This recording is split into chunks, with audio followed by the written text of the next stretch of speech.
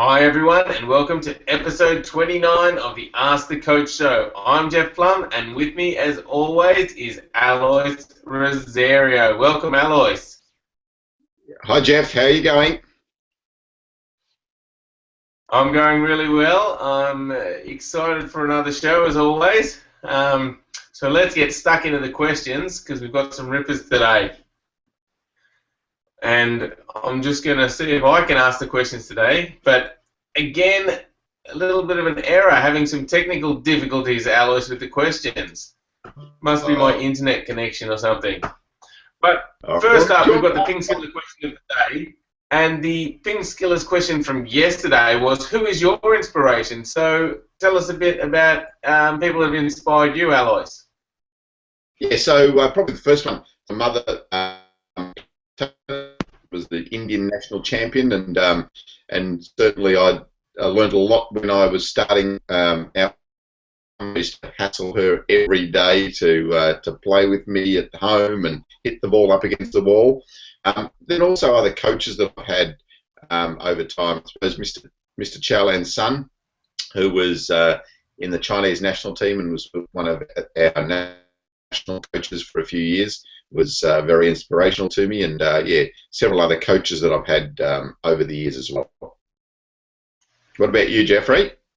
Yeah, same thing. My parents, yeah, my mum and dad were, very encouraging when I started playing table tennis. Then there's a lot of people when you first get to a club that help you out. The president there, Ray Perdrio, was, influential and used to take us to tournaments all around the place. And then when I won the first national title, the under 15 Australian Championships, my coach Mohammed Al Hassan, he was, a great coach and taught me a lot about table tennis. So yeah, and then yeah, later on, like you said, Mr. Chowlan's son was very inspirational. So a lot of people. It takes a lot of people to help you get good at this game.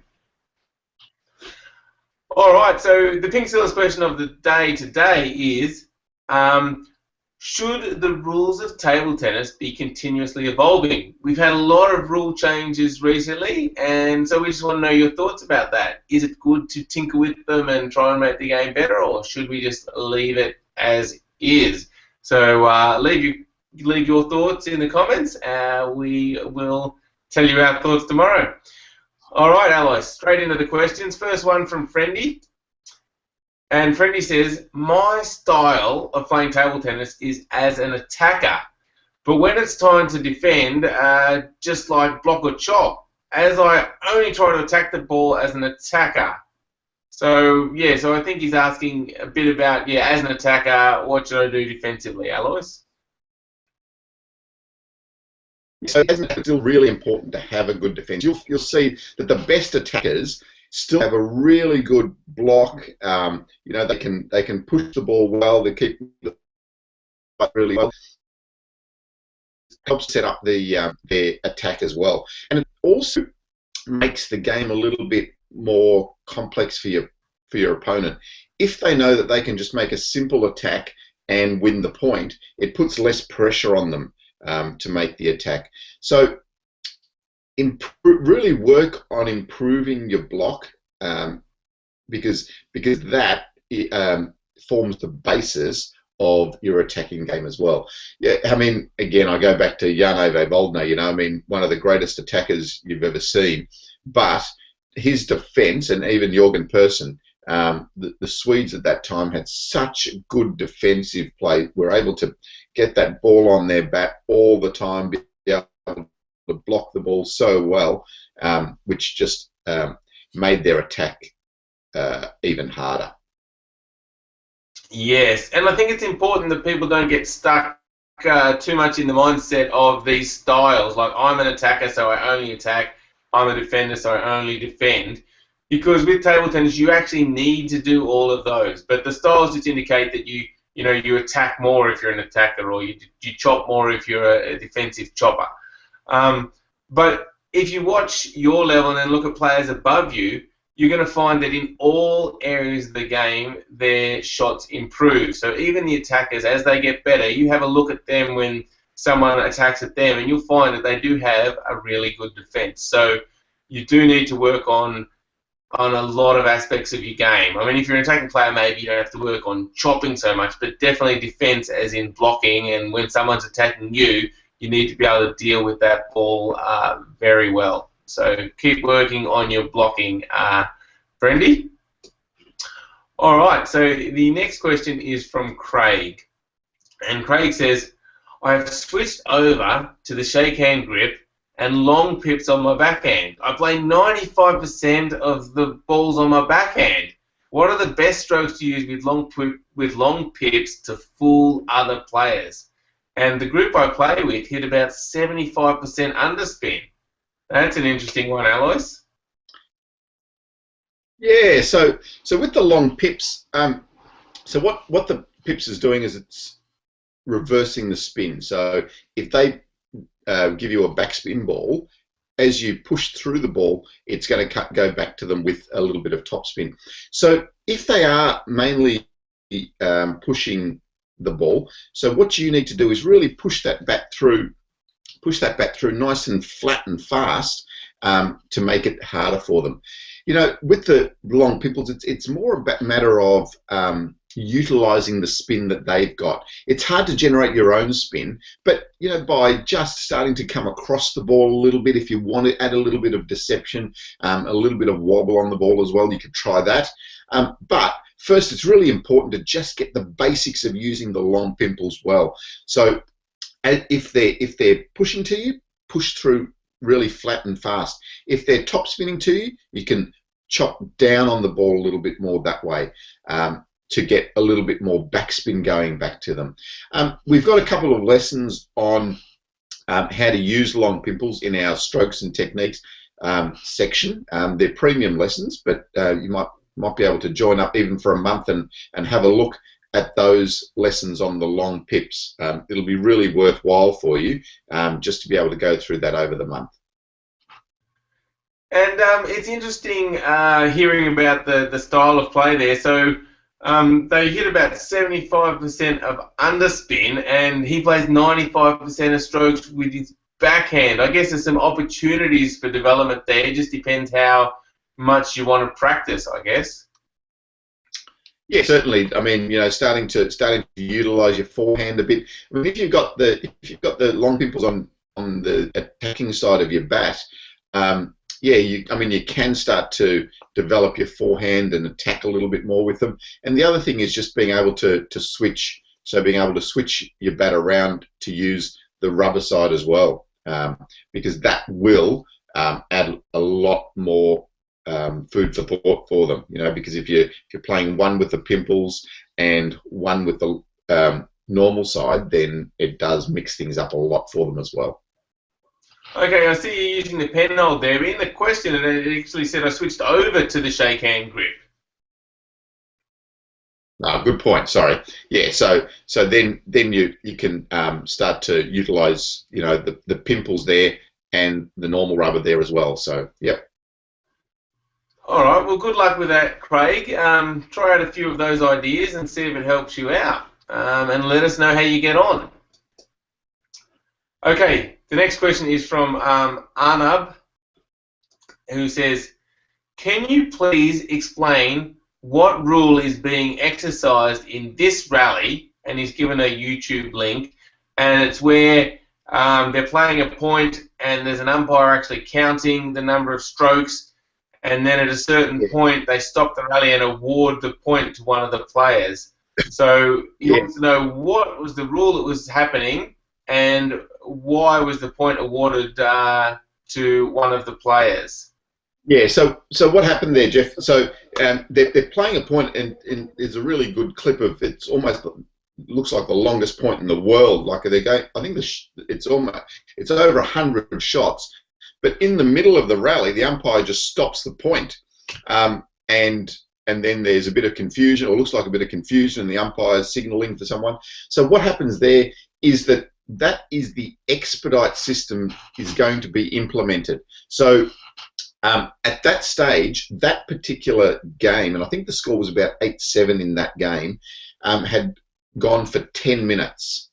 So once a single game goes for 10 minutes, you start to implement the Expedite system. So what the Expedite system is that it puts a bit more pressure on the server now to win the point quickly. So the server has to win the point before the receiver gets 13 shots back on the table.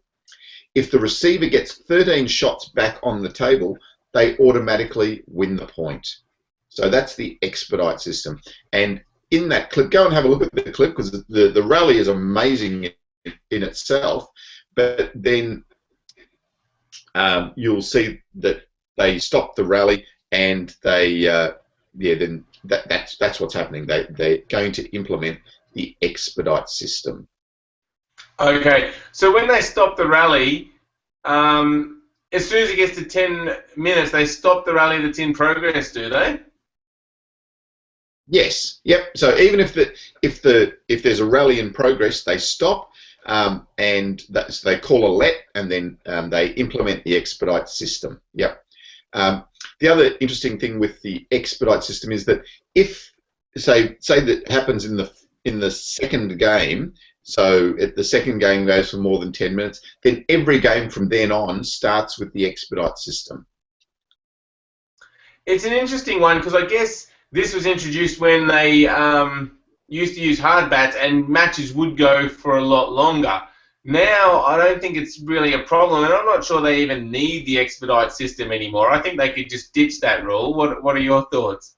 Yeah, I think so too. I was thinking the same thing. You know, I was watching that rally, and I was thinking, whoa, how bad it is that they've just interrupted such a sensational rally. But also, no doubt, there would have been a lot of rallies like that in that game for the game to go for 10 minutes. So, you know, like, games aren't going to go for much more than that anyway. I mean, it needs rallies of 100 balls or more sometimes, and it just doesn't happen very often. And I think when it does happen, it looks so entertaining, and it's fantastic. Like, yeah, yes. I agree with you, Jeff. I they could almost ditch it. And have you ever played in an Expedite match yourself? No, I haven't. Interesting. Yeah, I was playing a chopper once, and I hadn't beaten this chopper for a while, and I thought, yeah, I think what I'm going to do is I'm going to try and get to Expedite with them. And at that stage, the games were up to 21, and you had to last for 15 minutes. I think the game had to last for 15 minutes. And unfortunately, I think I got to about 3 or 4 minutes trying to implement the Expedite system, because I just made too many mistakes with my pushing, you know, and yeah, it was a disaster. That's a funny story. Yeah, I never played in an Expedite match myself either.